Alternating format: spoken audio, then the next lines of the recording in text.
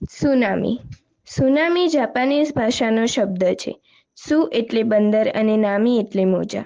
સમુદ્ર કે મહાસાગરના પેટાળમાં 7ની તીવ્રતાથી વધારે તીવ્રતાવાળો ભૂકંપ આવવાથી અથવા સમુદ્રી જ્વાળામુખી ફાટવાથી કે સમુદ્રીય ભૂસ્ખલનથી સમુદ્ર કે મહાસાગરની સપાટી પર ખૂબ જ વિશાળ કદના, શક્તિશાળી અને અસાધારણ લંબાઈના વિનાશક મોજા ઉત્પન્ન થાય છે.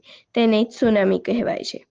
ઘણું કરીને સુનામીની ઉત્પત્તિ સમુદ્રના પેટાળમાં થતા ભૂકંપ દ્વારા થાય છે. તેથી સુનામીને ભૂકંપીય સાગર મોજા તરીકે પણ ઓળખવામાં આવે છે. સમુદ્રમાં ભૂકંપ થાય ત્યારે ભૂકંપ કેન્દ્રની નજીક સુનામીની અસર ઓછી જણાય છે.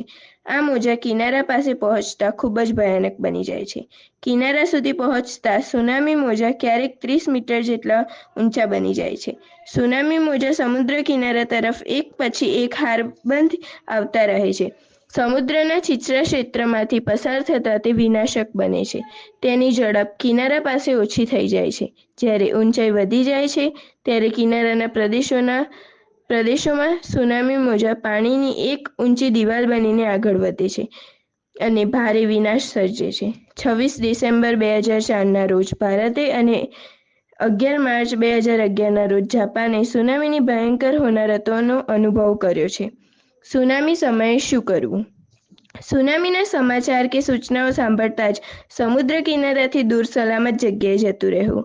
રેડિયો પોતાની પાસે રાખવો જેથી સરકારી તંત્ર દ્વારા મળતી સૂચનાઓનો તુરંત અમલ કરી શકાય. વનસ્પતિ સુનામીની અસર એકંદર ઓછી કરે છે, તેથી તેનો વિસ્તાર વધારવા પ્રયત્ન કરવા. સુનામી સમયે શું ન કરવું? દરિયા કિનારે આવેલા ઊંચા મકાનોમાં આશ્રય ન લેવો, કારણ કે તે સુનામીના વિનાશક મોજાથી તે ધરાશાયી થઈ શકે છે. સુનામીની ઓસર્યા પછી સરકારી તંત્ર દ્વારા સૂચનાઓ મળે તે પહેલાં દરિયા કિનારે જવું નહીં.